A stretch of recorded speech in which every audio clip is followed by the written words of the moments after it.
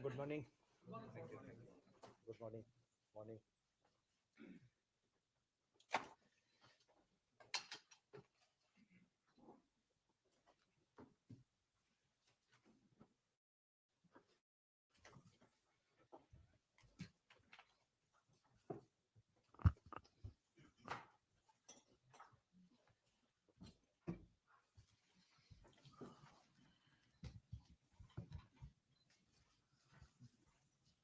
Okay, Yogesh, you can start. So we'll just the photos. Thank you, photographers. So with your permission, I'll begin. Hello, everyone, and welcome to this post-policy press conference. With us today, we have respected Governor, Shri Shaktikanta Das. I had said last time, just say governor. Okay, sir. We have Shri Shaktikanta Das, Governor, Reserve Bank of India with us, along with Dr. Michael Patra, Shri M. Rajeshwar Rao, Shri T. Ravi Shankar, and Shri Swaminathan J. Along with us also are Executive Directors, Dr. O.P. Mal and Dr. Rajiv Ranjan, and my colleague from MPD and the Secretariats. So we have 22 media persons present here, and as is our want, we will first go with your opening remarks, and then we'll go for the press conference. Over to you, sir. Thank you for being here. Good morning. You have already heard the statement. It's been uploaded also. I just, as a part of initial remarks, I would like to make 9 points. First, domestic economic activity continues to be strong. We expect the real GDP to grow by 7% in the next financial year, 24-25.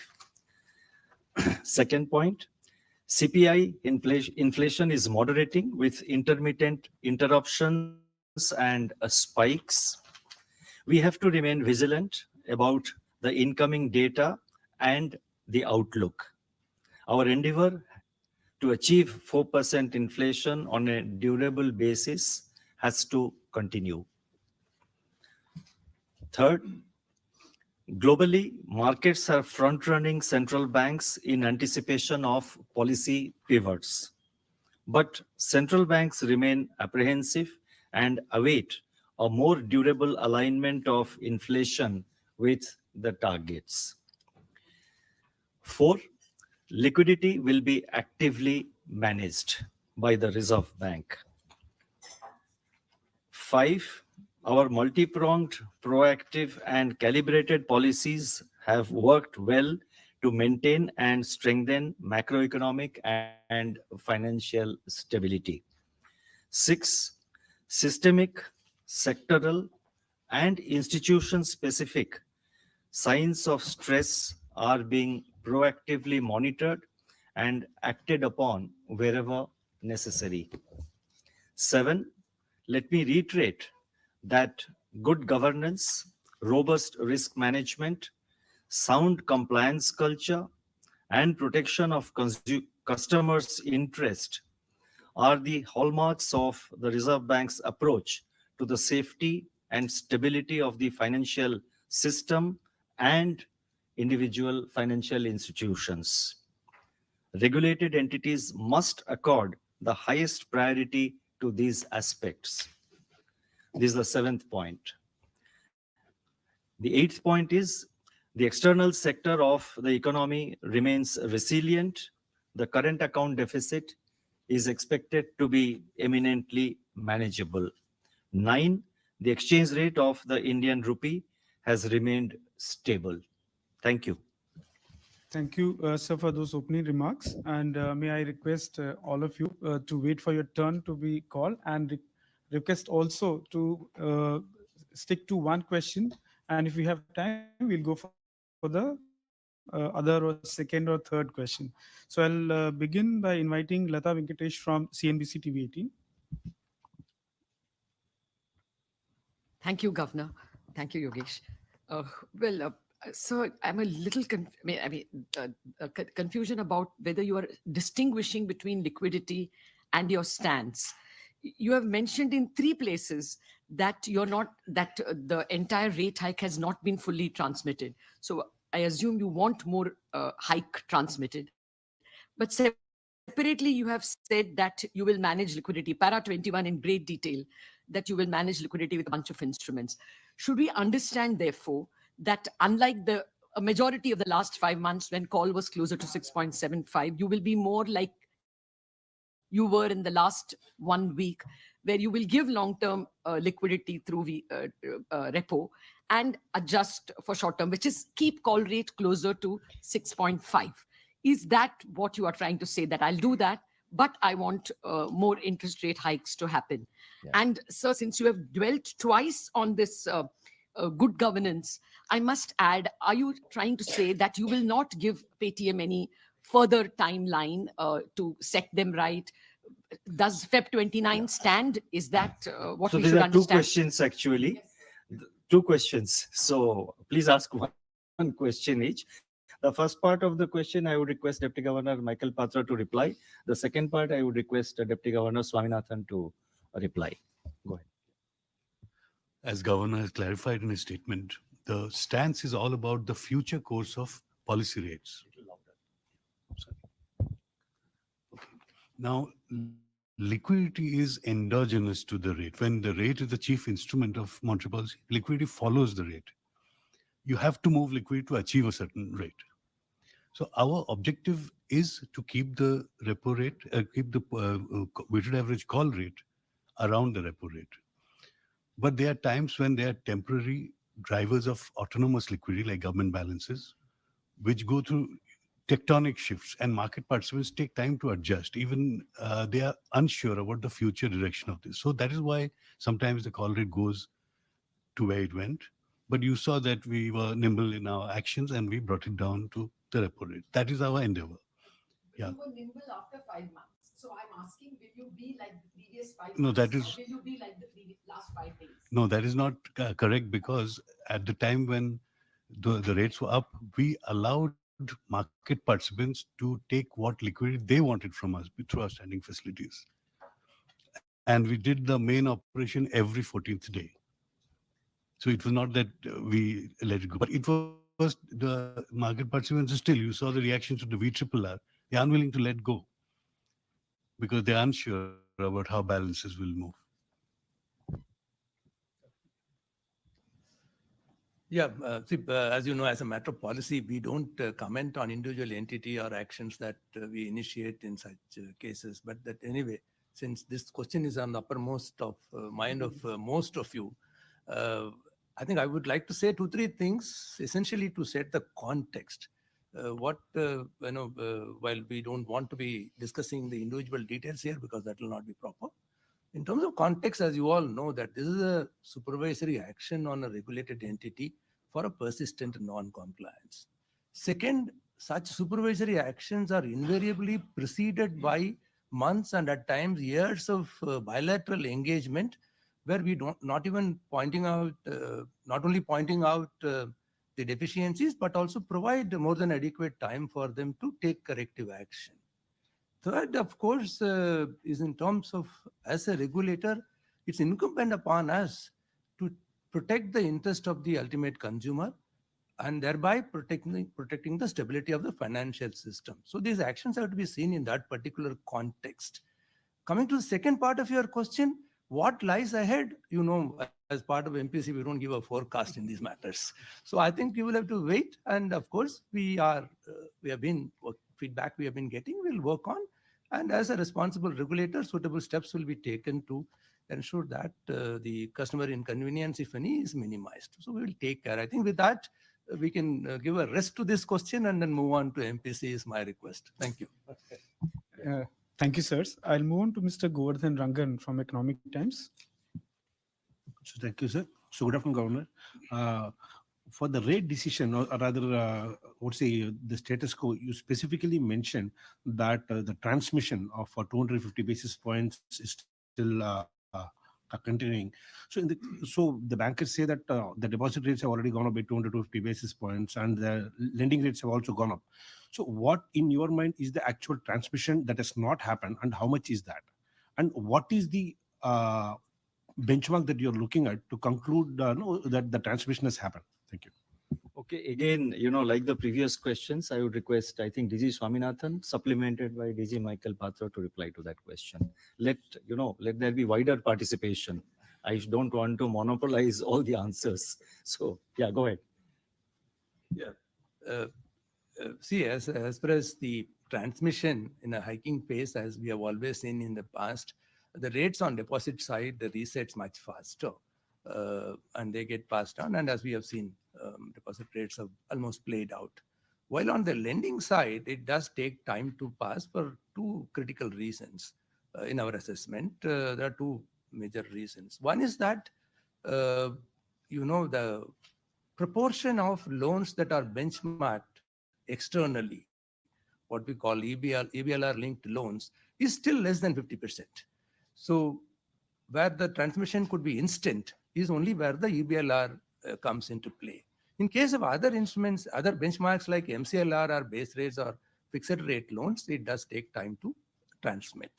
So that is the precise reason why we still see that transmission is fully not in place. The second, also in a hiking pace, we have seen banks in their anxiety to maintain their market share in the incremental credit also adjust their margins so as not to lose their market share in the incremental credit. So that also impedes a complete transmission in terms of the effective interest rate. So I hope, as we understood from the context of these two parameters. Thank you. Anything you would like to supplement? No. Yeah. I'll move on to Mr. Ankur Mishra from ET Now. Mike. Thank you, sir. I would like to ask a question once again on the persistent issue. We understand there has been meeting with the Paytm officials and Reserve Bank of India. And what transpired in that, I don't want to know the exact details, but from the financial system point of view, the company has been claiming that they have taken all the remedial measures and all the efforts are being made so that there is minimal or no impact on customers. So from that point of view, is there any remedial measure which has been suggested by Reserve Bank of India? This is again a matter of bilateral discussion, so I don't think that will be proper for us to discuss it in this forum. So as I said, discussing on individual entities will not be very proper, giving granular details in this matter. So we are seized of the issue, and as we take steps, we will keep the media and public certainly informed. Thank you. You see, as the Deputy Governor has already commented, I mean, sufficient time, I'm again saying in a general sense, not specific to this case. We give sufficient time, we give sufficient time to every regulated entity, every entity that is supervised by the Reserve Bank to comply with the requirements, the regulatory requirements. We give sufficient time, and sometimes, as he pointed out, sometimes it may even look more than sufficient time. And we would not like to act, we are a responsible regulator. We are a responsible supervisor. If everything had been complied, I'm talking about in a general sense, why should we act? I mean, after all, we have a responsibility. It's a responsible institution, RBI. So that's how it is. Yeah. Thank you, sir. अब मैं आमंत्रित करूंगा जीवन भाव sir, all India radio. नमस्कार sir. पिछले कुछ सालों में, पिछले कुछ महीनों में कुछ बैंकों ने अपने लेंडिंग रेट्स कम किए हैं, लेकिन जो कम किए हुए रेट्स का जो बेनिफिट्स है वो नए कस्टमर्स को दिया जा रहा है. पुराने कस्टमर्स अभी भी हायर रेट्स पे लेंडिंग रेट्स पे कर रहे हैं, तो इसके लिए ये पैरिटी लाने के लिए आरबीआई कुछ इंस्ट्रक्शंस इशू करेगी या कुछ बैंकों के साथ टेकअप करेगी? ये जो इंटरेस्ट रेट्स हैं जो नए कस्टमर्स को मिलता है, लेकिन एग्जिस्टिंग कस्टमर्स को भी ये फायदा होता है। जब वो रेट रीसेट होता है तब एग्जिस्टिंग कस्टमर्स को ये फायदा मिलता है। तो पॉलिसी चेंज की जरूरत नहीं है, क्योंकि जो गाइडलाइंस हैं फ्लोटिंग रेट इंटरेस्ट पे, उसके आधार पे दोनों एग्जिस्टिंग कस्टमर्स और नए कस्टमर्स दोनों को ये फायदा होएगा। धन्यवाद सर। अब मैं आमंत्रित करता हूँ आनंद अधिकारी, business today. Good afternoon, sir. I'll also make an attempt on PTM. DZ Swaminathan talked about this persistent non-compliance, and he also said in such cases, months and years of bilateral engagement. My question is, why did RBI not consider appointing a director on the board of PTM? When you knew about this persistent non-compliance issues.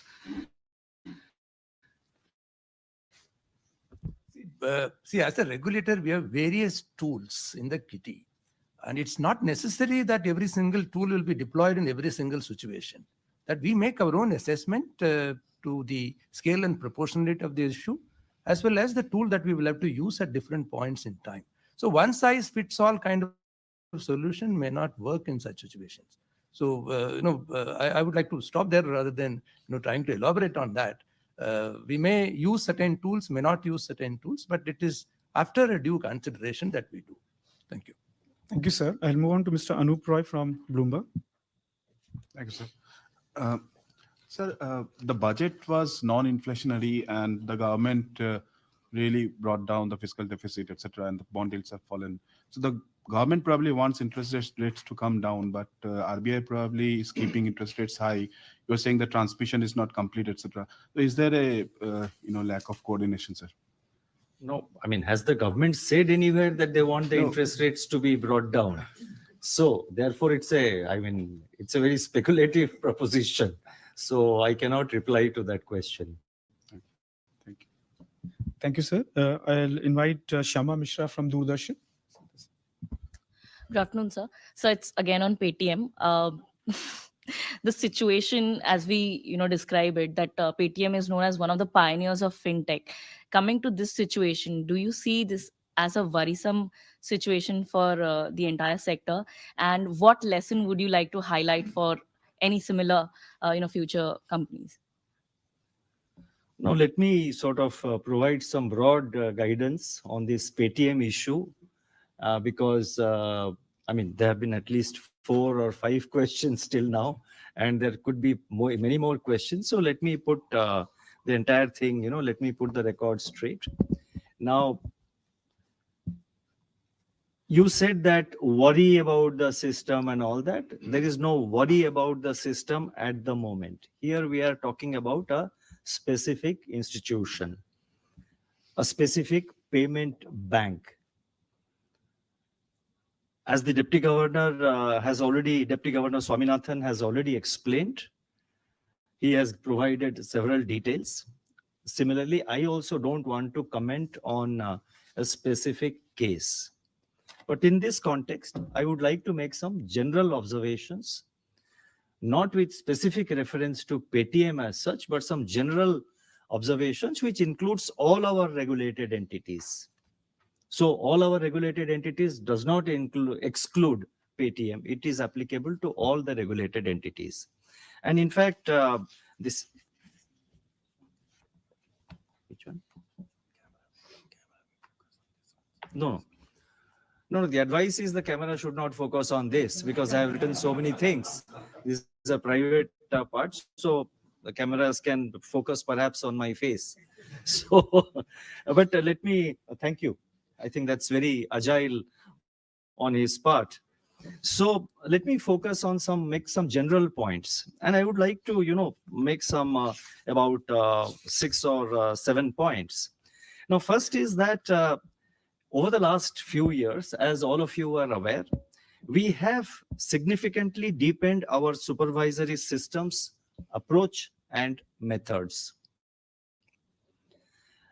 Number 2, our emphasis is always on as the Deputy Governor has pointed out, our emphasis is always on bilateral engagement with the regulated entity.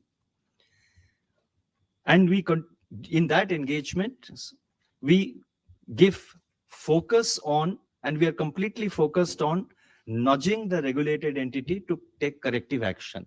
Let me rephrase it. For you to make note, our emphasis is always on bilateral engagement with the regulated entities with focus on nudging them for corrective action. And sufficient time is given for undertaking such corrective action. The third point, when such constructive engagement which we undertake, when that does not work, so when such constructive engagement does not work, or when the regulated entity does not take effective action, we go for imposing supervisory or business restrictions. Number 4, such restrictions which we impose are always proportionate to the gravity of the situation. Please take note that such restrictions are proportionate to the gravity of the situation. Number 5, all our actions, being a responsible regulator, being a responsible supervisor, all our actions are in the best interest of systemic stability and protection of depositors or customers' interest. These aspects cannot be compromised. Individual entities should be mindful of these aspects for their long-term success. Number 6, over the last few days, we have received a lot of queries, clarifications from various quarters, including members of the public. You have raised a few questions today. So we have noted all these questions and clarifications which have been sought from us. And based on that, we will be issuing a FAQ sometime next week. So that should address all these questions and clarifications which are being raised by you and which have been raised in the public domain and raised bilaterally with us by various from various quarters. Number 7, finally and emphatically, let me stress and let me emphatically state that the Reserve Bank is and will continue to encourage and support innovation and technology in the financial sector. Let there not be any doubt about Reserve Bank's commitment to promote fintechs, to promote innovation, to promote technology in the financial system. Thank you. Thank you, sir. I will move on to Mr. Dinesh Unnikrishnan from Money Control. Thank you, Yogesh. Thank you, Governor. I have a very short related question, sir. You in your remarks, you stressed about the good governance and sound compliance. And this is not something that you're speaking for the first time. You have been emphasizing this part. And the role of the boards in the regulated entities is extremely critical, as you have pointed out. What is your view on the role of the Paytm board? Because, it didn't happen all of a sudden. Since 2021, RBI has been alerting the regulatory breaches. And as per the process, the RBI on-site inspection report is passed to the ACB and the board for corrective actions. So probably, if they had acted on time, things would not have worsened to this level. So why is the regulator silent on the role of the board while the reasons for this action is quite evident? You see, typically we do not share such granular information. We have been engaged with the institution, with the entity for quite some time. And within that, with whom we interacted and how it was, such granular details, it will not be appropriate on our part to share those details. Thank you, sir. I'll move on to Mr. Vishwanath Nair from NDTV Profit. Hi, sir. Thank you so much, Yogesh. I'll give a little respite and move to another topic. But on CBDCs, you're talking about introducing additional programmability. No, we don't need any respite. The topic so, go ahead. But the point is, the same question is coming up. And also, in as much as we are issuing a FAQ, so I would request, if you have still some clarification or something on which you want clarity, I think you can send it bilaterally to us. Directly, you can mail it to us. We will see to what extent we can address that question. Yeah. Sure. My question is with regard to the additional programmability that you're proposing to bring in with respect to the CBDC pilot. The question has been there since the beginning when this topic was DG Ravishankar had introduced. Doesn't this go against the fungibility of money if the intent is to make CBDC the equivalent of paper currency? And if you introduce specific restrictions on usage, does the fungibility factor not go opposite to that? No, we are not imposing a restriction. I think we are making it more flexible, but let DG Ravishankar take that question. Thank you. Shifting to me. So, I'll give a more formal answer, I think, but the best way to think about it is when a family puts some currency notes in a package to be used for, let's say, groceries during the month. Doesn't mean that the fungibility of the currency is lost. It's just that until that spending happens, it can be used for no other purpose. I'm just giving you as an example to be able to think on what we mean by fungibility, what we mean by programmability. When you do programmability, for a moment, fungibility is on hold. We have to realize that it's a facility that we are providing the currency. Again, by way of an example, let's suppose that a school has given some money to a student who won a prize to buy books in a particular shop. So the student can only use this money to buy books in that shop. That's intended. Supposing the student goes and buys that book, he cannot use it for any other purpose. As soon as the book is purchased and the currency goes to the bookshop owner, it again becomes fungible. So it's only for that period that fungibility is limited. Supposing he doesn't spend, it goes back to the school. Fungibility is restored. So it is a way of controlling expenditure that you do not get unless it's digital and that you do not get unless it's a token. It's a facility that is there. We'll use, and the facility will typically be agreed by both the recipient as well as the person who puts that condition. So no, to give a very short answer, it doesn't militate against the programmability, doesn't militate against fungibility. It's only a specific use binding. Thank you. And to extend that reply further, imagine a situation where later on, when CBDC is fully implemented at a later date, if the government wants to give some cash support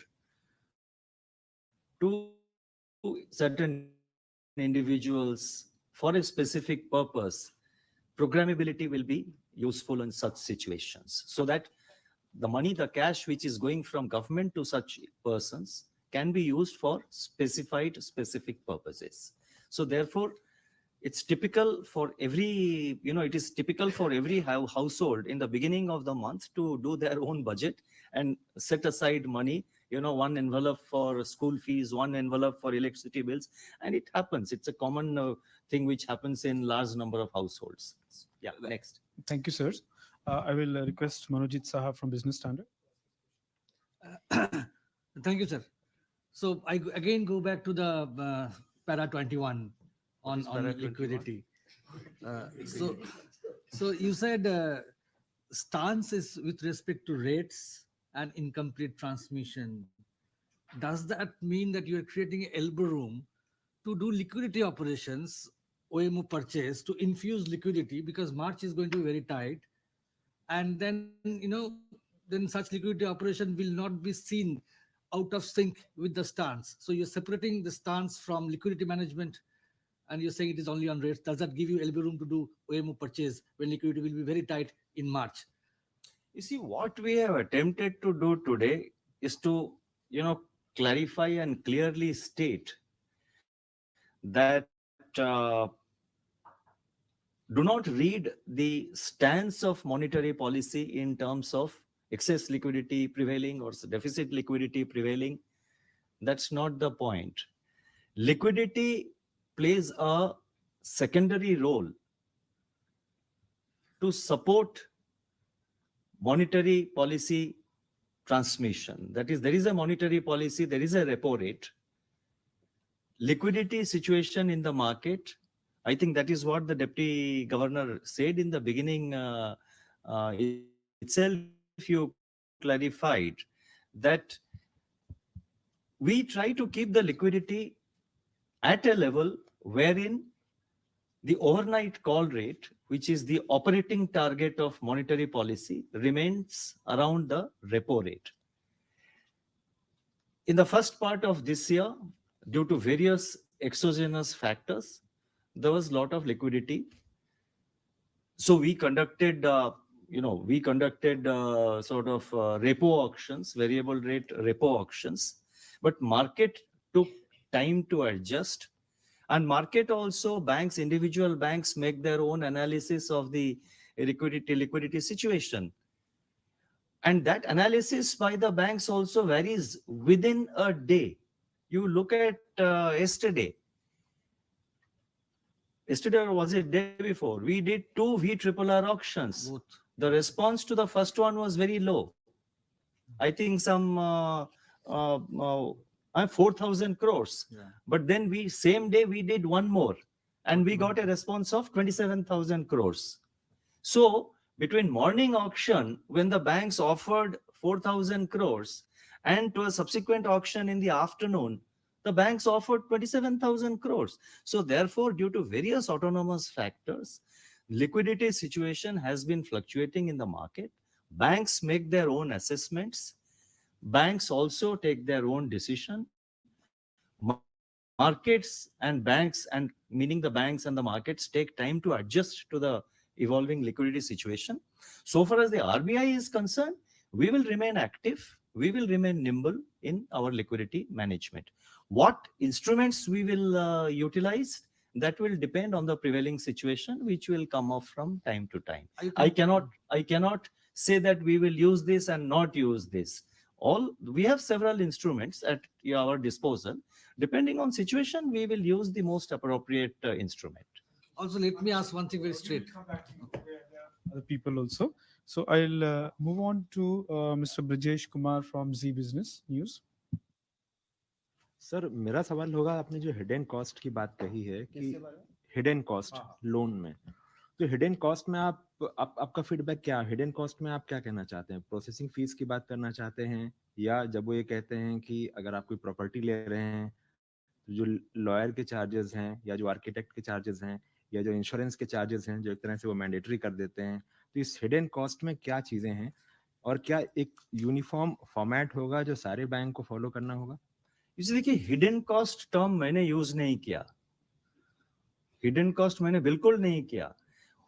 अभी जो bank जो loan sanction करते हैं, term sheet में सारे charges specified है, सारे charges, processing fee कितना होगा, आपका क्या क्या फीस होगा, क्या क्या चार्जेस होगा, सारे स्पेसिफाइड है।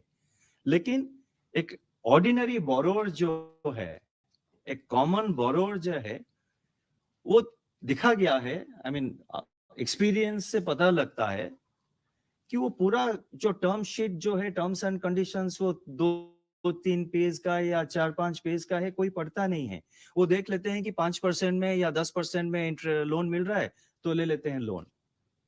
बाकी सारे चीज टर्म्स एंड कंडीशंस में है, कस्टमर्स उसको सही तरह से पढ़ते नहीं है। तो इसीलिए हमने माइक्रो फाइनेंस लेंडिंग में, डिजिटल लेंडिंग में ये ऑलरेडी मैंडेट किया हुआ है कि एक सिंपल सा की फैक्ट स्टेटमेंट जिसमें कि उसमें फ्लेक्सिबिलिटी दिया है हमने बैंकों को। वन मेजर थिंग जिसमें हमने ये कहा है कि annualised all inclusive interest rate बताना चाहिए। आपका इंटरेस्ट रेट मान लीजिए 5% हो सकता है, बट अपफ्रंट आप एक फी पे कर रहे हैं, मान लीजिए 1,000 रुपया, वो 1,000 रुपया मैं आज दे रहा हूं, लोन 5 साल के लिए है, वो 1,000 रुपया 5 साल में देने के बजाय मैं अपफ्रंट दे रहा हूं, उसका एनुअलाइज्ड इंटरेस्ट रेट ज्यादा होगा। तो इसीलिए ये हमेशा कॉमन जो बोरोवर है उनके समझ में नहीं आता है।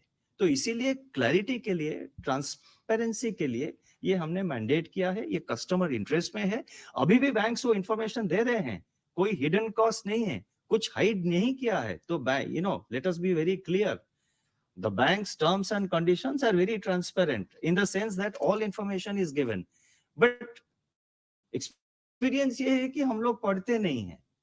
तो इसीलिए एक सिंपल सा टर्म शीट उनको की फैक्ट स्टेटमेंट हमने मैंडेट किया है, purely in customers' interest, and I am sure banks will encourage it because the banks also are interested in. The banks are long-term players, so they are not, short-term operators. Sir but Anything you कुछ would like facts to ऐसे add? हैं जो sir Right, कुछ sure. Facts ऐसे हैं जो एक नहीं मिनट. होते हैं. नहीं, no second question. I am नहीं, just. ऐसे ही जैसे गवर्नर ने बताया, ये हमने प्रिस्क्राइब करने की कोशिश की है बैंक्स को भी, रिटेल कस्टमर्स और एमएसएमईज के लिए ये की फैक्ट शीट भी मैंडेट किया जाएगा. साथ ही में इससे पहले भी आप देखते हैं कि क्रेडिट कार्ड के इशू में हमने वो most important terms and conditions बताया था टू गिव ग्रेटर ट्रांसपेरेंसी. उसी हिसाब से ये भी हमने पॉलिसी अनाउंस किया.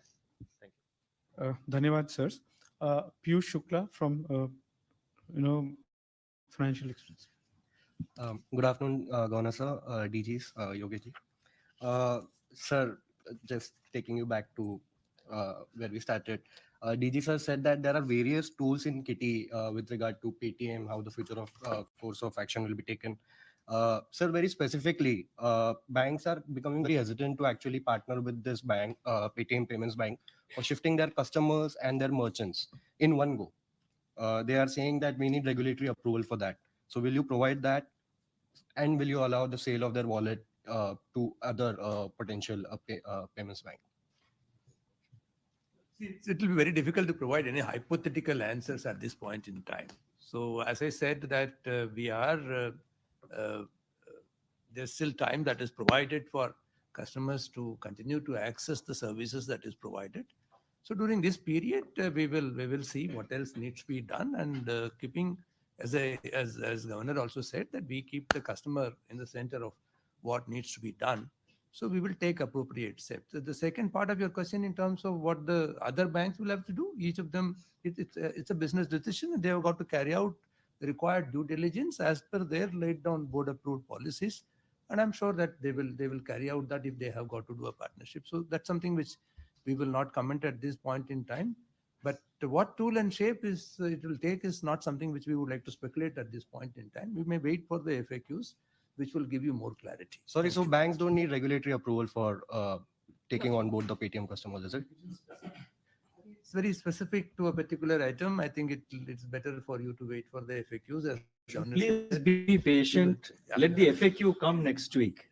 Okay. Thank you, sir. I'll move on to Swati Bhatt Shetty from Reuters. Thank you, sir. Governor, today you've said that next year's growth is projected at 7%. Nominal GDP growth as per the budget is projected at 10.5. I mean, I don't know if my maths is wrong, but effectively that would mean inflation is at around 3.5% next year. Is that right? Are you being a bit too optimistic about growth, or is the government underplaying growth and being very modest in their projections? Thank you. So I think you take that question. Yeah. Because he likes to play these balls. No, I will not venture to answer for the government, but my understanding of this is that what goes into the nominal GDP is not CPI inflation, it's the GDP deflator. And GDP deflator is always a weighted combination of CPI and WPI. Now the WPI has been in deflation for most part of this year and is just emerging out of deflation. So that must be the reason. Thank you, sir. I'll move on to Mr. Mayur Shetty from Times of India. Governor, in the development measures, you spoke about reviewing the AEPS, and some banks have come out with warnings of how EPS. the Aadhaar-enabled payments. Oh, AEPS. Yeah, Okay. Huh. yeah. And some banks have come out with warnings on how fingerprints can be cloned using silicon. Is that what's caused this thing? And also, since OTP is also being reviewed, does it mean that the traditional forms of KYC are the best option for regulated entities? No, OTP is not being reviewed. What I'm saying is that over the years, it so happens that OTP has become the most popular and commonly used AFA, that additional factor of authentication. But with the movement of time, various other technologies and methods have come up. So we want to just tell the, tell the players in the field that there are other methods also. and please, and RBI will be agnostic to them as long as they're sound methods. The banks and institutions are free to adopt them. But I think let DG Ravi Shankar take the other part of the question with regard to the Aadhaar APS. Yeah. You sort of gave the answer in your question itself. It's basically to ensure that since this is being used in rural and such areas a lot, it's important that the safety of these transactions is ensured. Now, with the passage of time, as in the case of additional factor of authentication, we can use various technologies to do it. So that is essentially the position here. All touch point operators will go through a standardized, safe, and secure onboarding process. We can add, we possibly can, as we have indicated, we can also add other factors into it. For example, the switch on has to be done by the customer instead of it being pre-available on the system, or it can have geo limits beyond which it cannot operate. Whatever is required for the customers. The idea is that as Reserve Bank has always been placing a lot of emphasis on the security of digital transactions, which we believe is key to ensuring customer adoption, especially customers who are not savvy digitally. But this is an effort in that direction to improve the security of transactions. Thank you, sir. I'll move on to Mr. Hitesh Vyas from Indian Express. Sir. Hi, sir. Good afternoon. Sir, there is an expectation that the stance would be changed to neutral, sir. What are the preconditions for stance to become neutral? I cannot give a forward guidance on that. I think when when such a thing happens, we will explain how it is. But you see, I'll tell you, the evolving situation continues to be very volatile and uncertain. You look at the commentaries coming out from the central banks, mostly of advanced countries. Sometimes they appear to be giving giving a forward guidance in one particular direction. Sometimes the market interprets the next direction, guidance to be in a different direction. So therefore, at the moment, we are not giving any forward guidance with regard to stance or rate, when we will market there's a talk of when the central banks world over will cut rates. So, and as I have said, markets are, overshooting the, running ahead of the central banks. So I think preconditions I will not be able to specify unless DG Michael Patra wants to comment anything on that. So, because, these are very volatile times.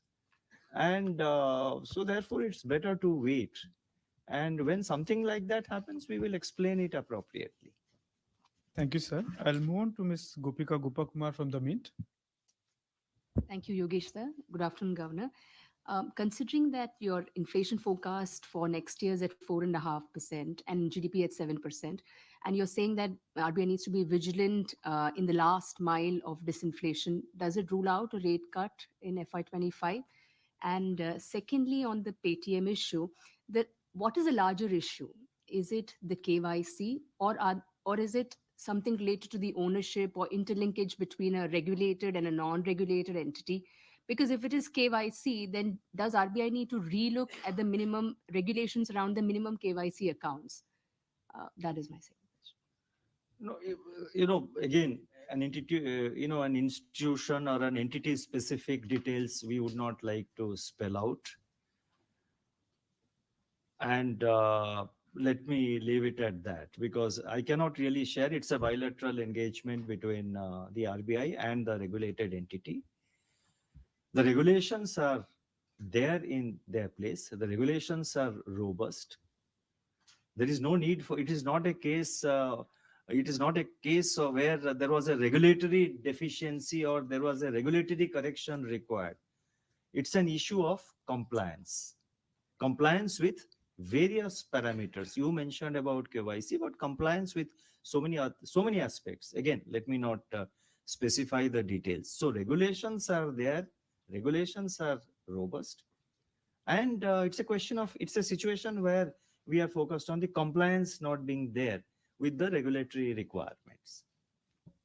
Thank you, sir. The first मैं- question. Sorry? First question. No, on the rate hike and the pause, I cannot say that. I think only time will tell. Only time will tell, when something like that will happen. So, thank you, sir. Last few questions we will take. मैं अब आमंत्रित करूंगा अनुराग Shah, ET Now स्वदेश. हाँ नमस्ते sir, thank you Yogesh sir. नमस्ते sir. Sir पिछले कुछ महीनों पहले जब आपने पर्सनल लोन पे चिंता जताई थी और उसके बाद रिस्क वेटेज वगैरह बढ़ाया गया था, तो क्या अब भी उतनी आप चिंतित है? वहाँ चिंता कम हुई है? और क्या सर आपका मानना है जिस तरह से पर्सनल लोन बांटा जाता है वो भी एक देखने की चीज है? हर किसी को, चाहे बड़ा आदमी हो छोटा आदमी हो, दिन में 2-3 कॉल तो आती है पर्सनल लोन की, जबरदस्ती इसके लिए. तो ये भी एक तरीके पे भी क्या आप मतलब, क्योंकि टेली कम्युनिकेशन तो आपके हाथ में नहीं है, बट फिर भी सब तरीके जिस तरह से बांटा जाता है. और सर बाकी दूसरा सवाल जिसकी सबसे ज्यादा चर्चा हुई उस हिंदी के दर्शकों के लिए, जो करोड़ों मर्चेंट्स और ग्राहक है उनके लिए सर, क्योंकि सर आप जो बात बोलेंगे वो एक भरोसा देती है देश की जनता के अंदर.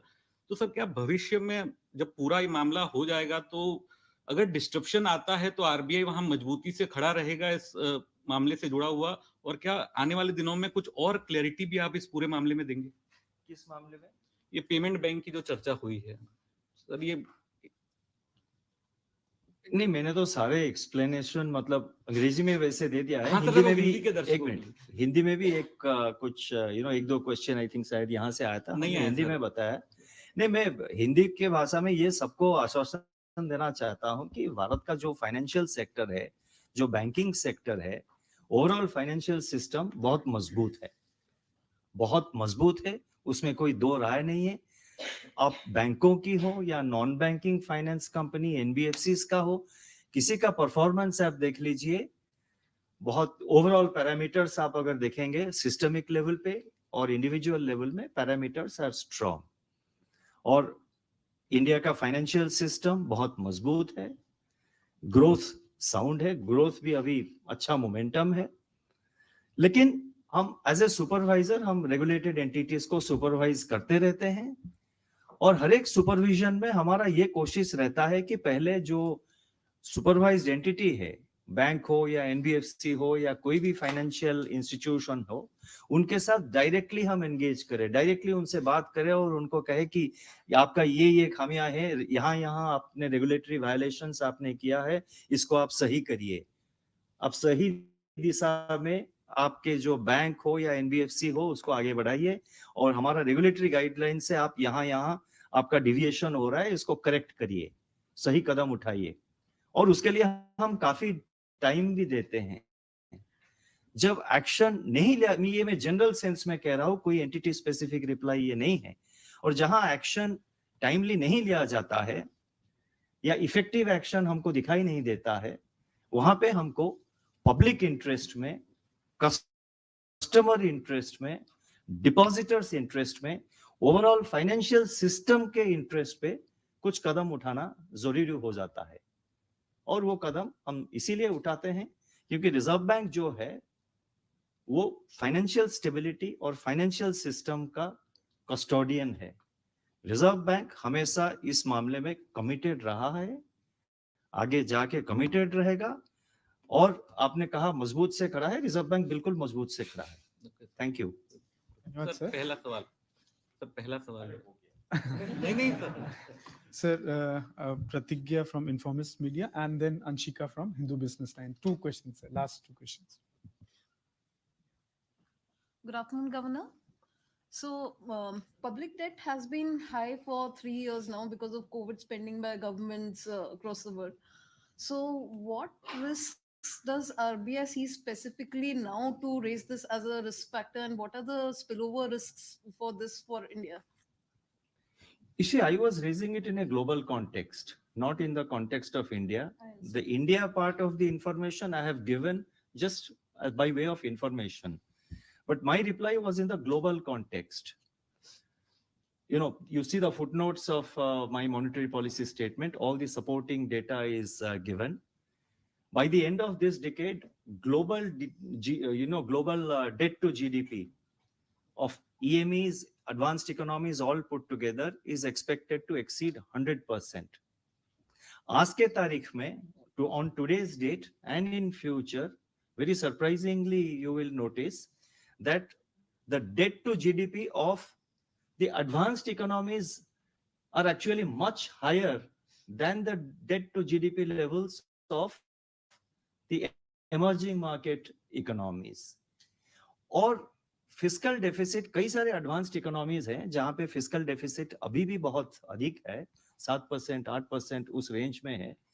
सो फिस्कल डेफिसिट के लिए वो बोरो करते रहेंगे. जब बोरो करेंगे, अगर वो रिजर्व करेंसी है तो उसमें मनी सब आप जो what you call as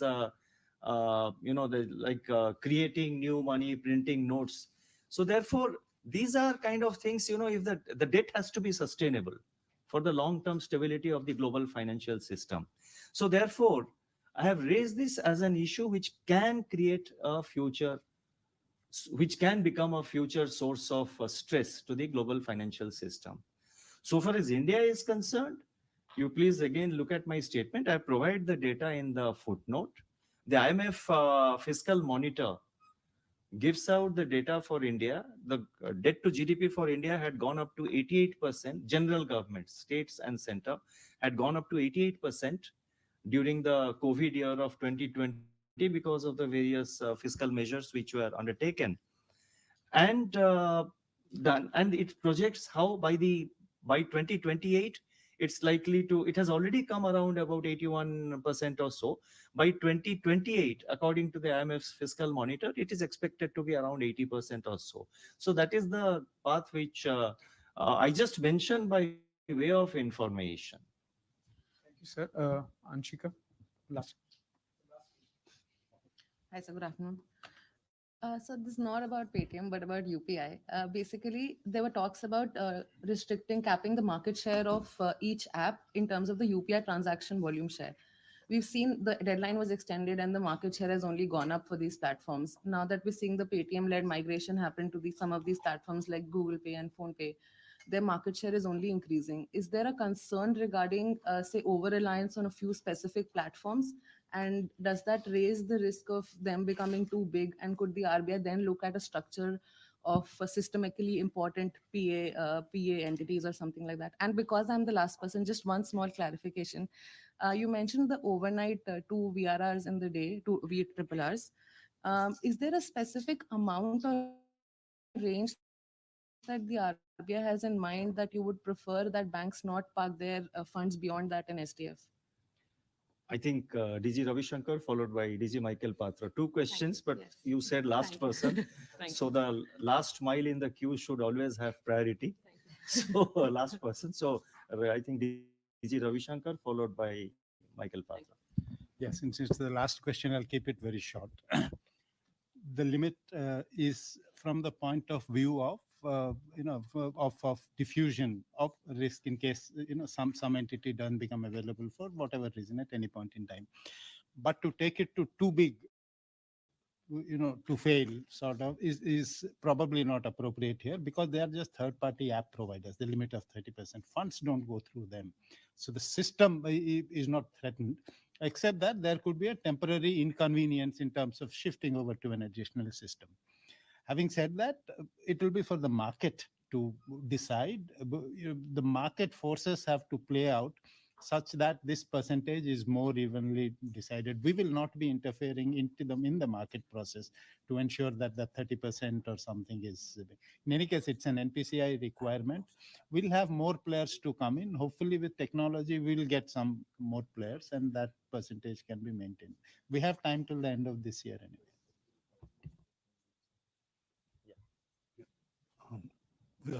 We don't have any preconceived limit on how much they put in SDF.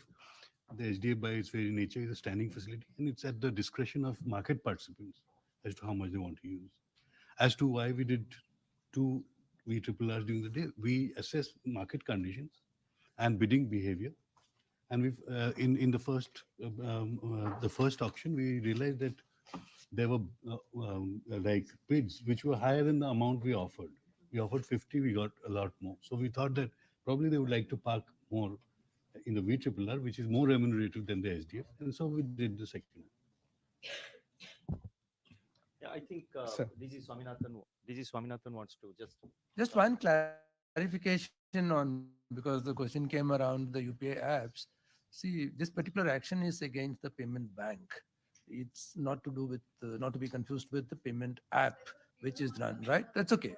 We will clarify through the FAQs, but just to clarify in terms of your question, just as a supplemental information, that as an app is not impacted by this action.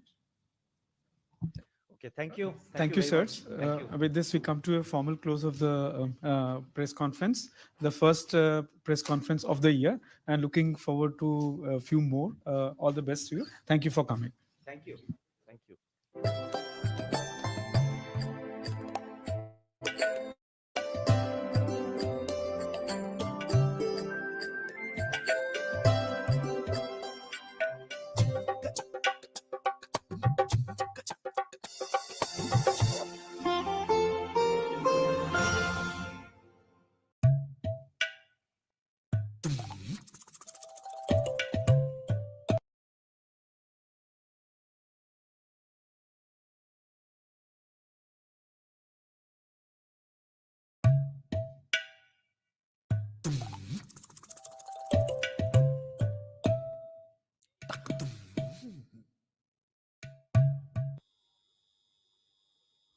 Good morning.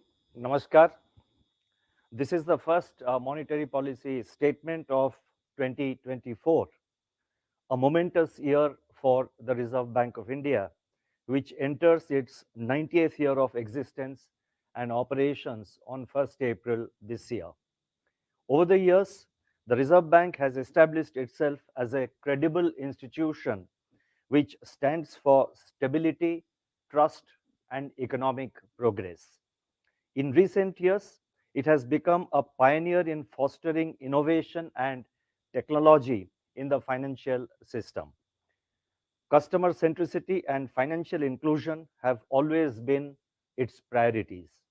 The Reserve Bank's tireless efforts towards maintaining a fine balance among price stability, financial stability, and external sector stability have paid rich dividends as the country embarks on a higher growth trajectory in the years to come. As India gains a pole position in the new global order, the contribution of the Reserve Bank is getting widely recognized both within and outside the country.